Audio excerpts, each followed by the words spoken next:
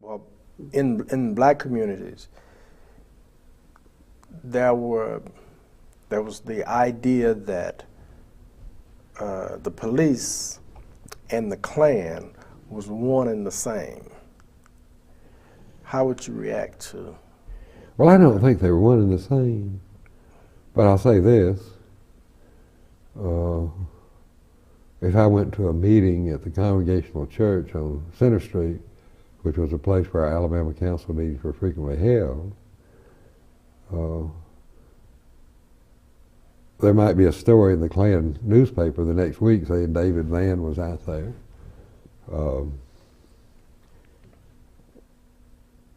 And I really think there were probably informers that informed for the police department and for the FBI at the same time.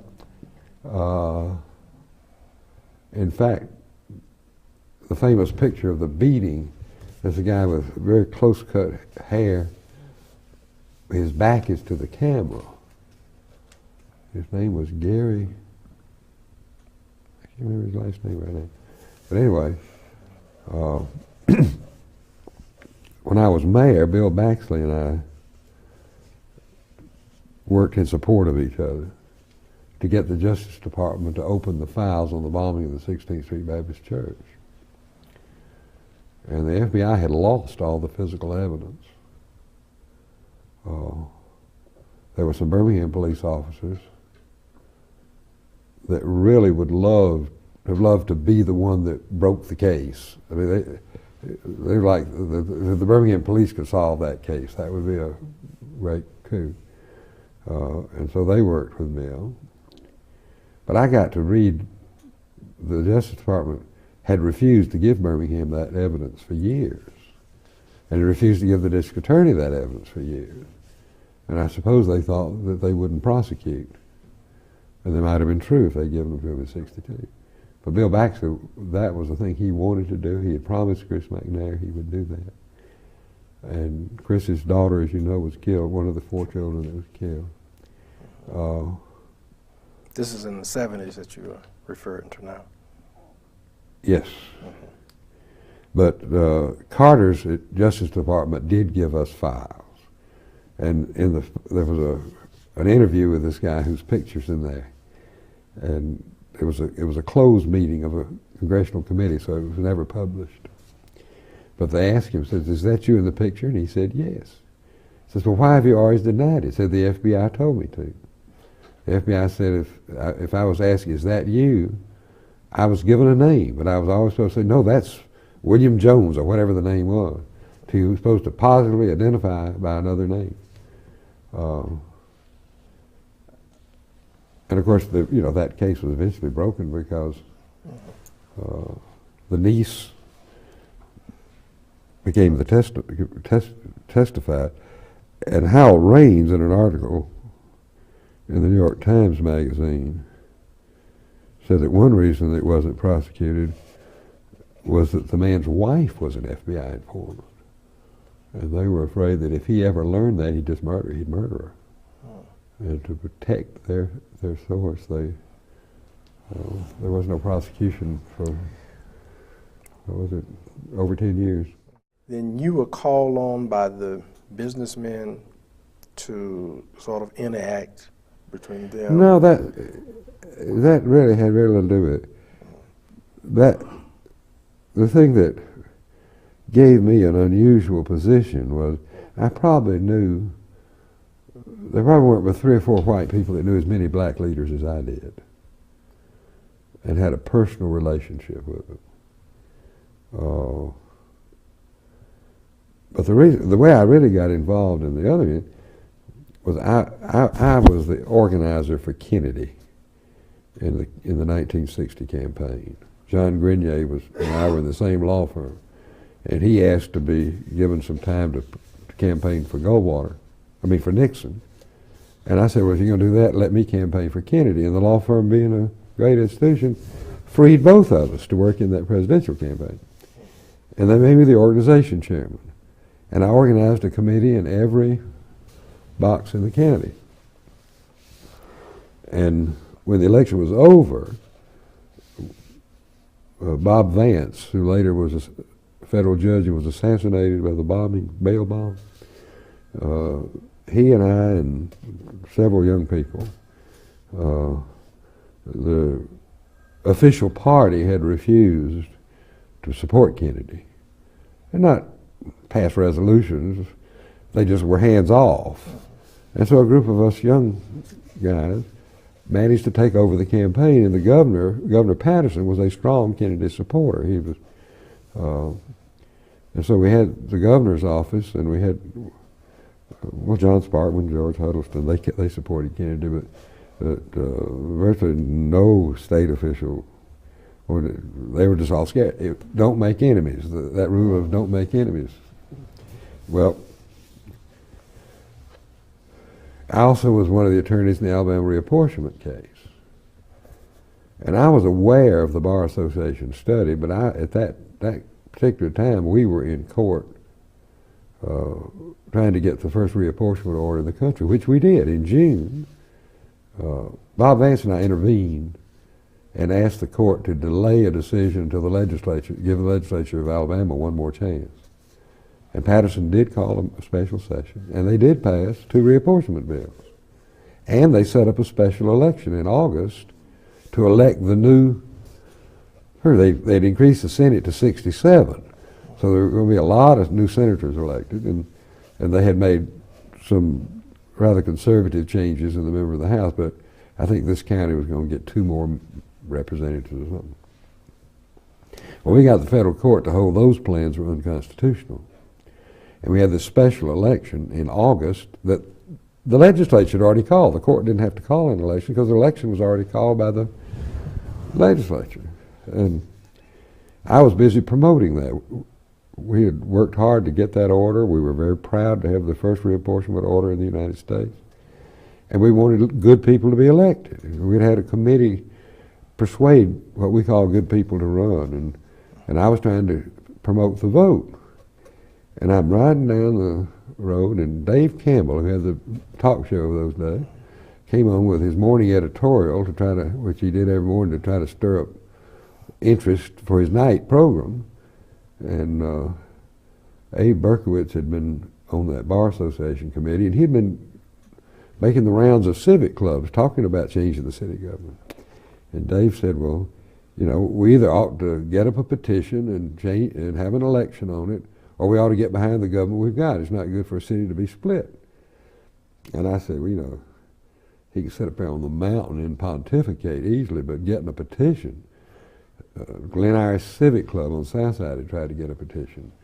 And Mr. Connor had just sent plainclothes detectives around to pick up the petitions as fast as they were signed. And I said, you got to have security. But when I got to my office, I said, you know, if I had me a petition booth across the street from every polling place 10 days from now, when this special election was going to happen, I believe I could get a petition in a single day. And we could have voting lists that are published in the newspaper. We could check people off, make sure the signatures were valid, and we could send somebody around to pick up petitions once an hour. So if Connor tried to get some of them, we'd have most of them because we'd have a security system of our own. And I called up Abe and I said, Abe, you really want to change the city government? I have figured out how to do it. And I told him briefly what my plan was. He called me back and said the executive committee of the Chamber of Commerce would like to meet with me at 2 o'clock that afternoon. I said, well, I'd be glad to meet with them, but I want to bring the president of the Birmingham Labor Council with me. Oh, businessmen and labor don't talk together very good. So look, this is a big decision, I said. If you're going to do this and win it, you've got to have both business and labor for it. And I believe I can bring the labor unions with me. And I had known Don Stafford very well from the Kennedy election campaign. And I called Don, and Don said, oh yeah, I'll come. So we had this meeting at Mr. Smyer's office, and I outlined my simple plan. And some of the businessmen said, well, this is too important a thing to do in 10 days' notice. And it needs to be planned carefully.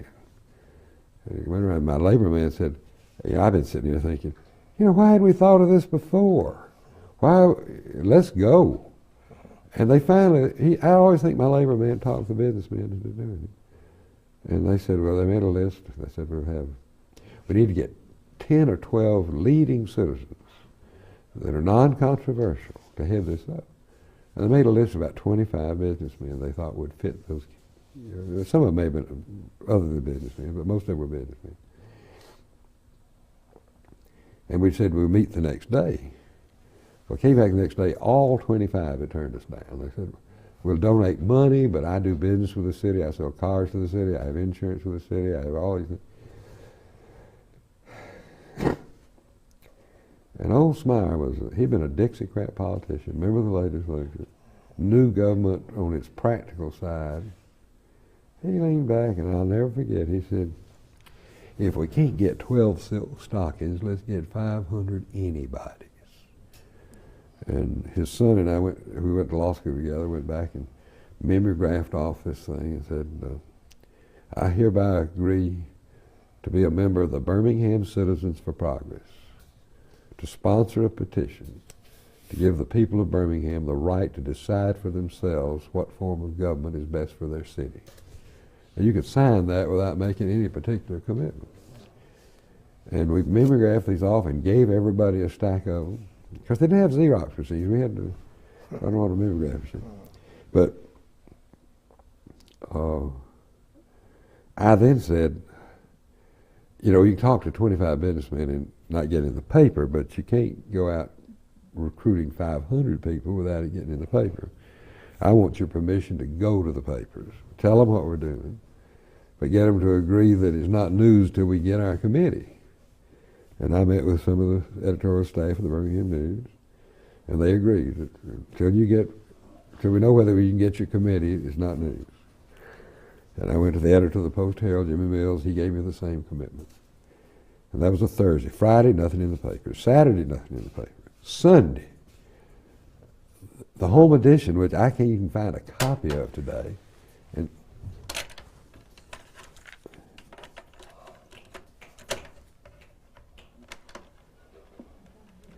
but it had my picture on the front page. Hugo Black's law clerk, help write the school desegregation. Okay. Now, I said the Birmingham News had this, I believe, a front page story, my recollection. I can't find a copy of it. Sunday morning. Sunday morning.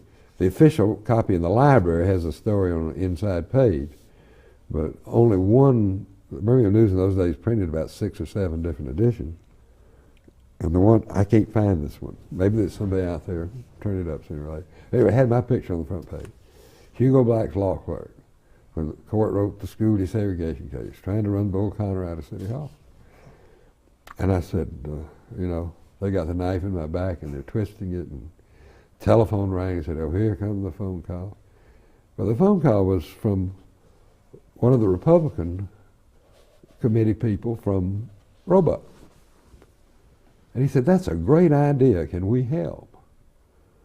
And so all of a sudden, without any prior planning, we had the Kennedy for President people, the Nixon for President people, the labor unions, and the Chamber of Commerce, and the Real Estate Board, and the PTA Council. And the Republicans. Well, we had the Nixon for President people. Now, in those days, the Republicans were a right tight-knit group, and their main objective was to control the patronage when they got a Republican president. They really were not very keen on letting all these strangers that just formed committees come in. So in a sense, the Republicans at that point in time were outsiders, just like our Democratic committee were outsiders to the official committee. But I had studied the election returns of the May primaries, and it was very interesting because for the first time that I could recall, the black boxes and the South Side boxes and the over the mountain boxes all voted against George Wallace together, and George Wallace was unable to carry Jefferson County. And I said, if you can put those forces together, the liberal Democrats, the Republicans, and the black vote, we can win. And I had that, you know, pretty well fixed. And Sure enough, 10 days later, we put out our petition. Smyer had improved the plan a little bit. He said he'd print the petitions, but he printed them with snap-out carbon. So when you signed one, you actually signed 5 copies. And we needed 7,500 names. We got 12,000 in one day, almost 12,000. I'm not sure anybody ever knows the full number. But so we came from out of the blue. In one day, we had enough votes. There were almost enough votes to win the election, signing the petitions. So people were really excited about the possibilities here. Yeah, and we didn't put petitions in the black boxes. We wanted to stay as far away from the racial problems as we could. But the Klan people came and beat up one of our labor people out at Harrison Park. And they beat him up early in the day, so we got his pictures on the final edition of the Birmingham News with blood running down his face. Lloyd Davis, I'll probably see him tomorrow. And they sabotaged us. They had people volunteer to run booths and then not show up. We had to hire Kelly girls. Some of the booths weren't really open all day. We'd probably done better if they hadn't done that. But that's one of the tricks of politics. And I then called the mayor. And I'd met with him several times in that week beforehand, because he had run an ad, Art Haynes had run an ad when he ran for mayor supporting a change to city to mayor council government. And I told the mayor, I said, we've got over 11,000 names. And we're going to hold a press conference for about 30 minutes. And you've got really 3 choices. You can support us, and you may be mayor of this city for the next 50 years. You can oppose us, and I think that's a bad political position for you to take. And if you can't take either of those, say, I'll call the election and let the people decide. This is a question for the people to decide. Well, the morning paper came out. The mayor says, we'll call the election and let the people decide. I understand that Bull Connor earned his name that morning. He came down the hall with flames virtually spouting from his nose. And because his office was in the north end of the building, the mayor in the south end. And when the Birmingham News came out, the mayor refuses to call the election. He said he discovered that David Vann was a communist and he didn't call elections for communists. But the law provided if the mayor refused to call the election, the probate judge should call the election. And it just happened that the probate judge had been in the legislature, had been one of the sponsors of the Mayor Council Act. And one of the things they did, they started attacking us because some petitions you file in the courthouse, you have to pay, seemed to me it was 10 cents a name or $1 a name, but I think it was 10 cents a name. And that we were getting our petition check free. I said, well, I'll deposit the money. And I literally raised that money walking from 2nd Avenue to the courthouse. People stopped me, gave me $20 bills, $10 bills. And by the time I got to the courthouse, I had $750, which is what I needed. And I went to see Judge Meeks. I brought my $750. Well, the law doesn't require you to do that. Judge, I have brought $750. I want to deposit with you to cover the checking of the petition. And so he said, all right, and he took it and gave me a receipt. After the election was over, he called me up and said, are you ready to get your money back?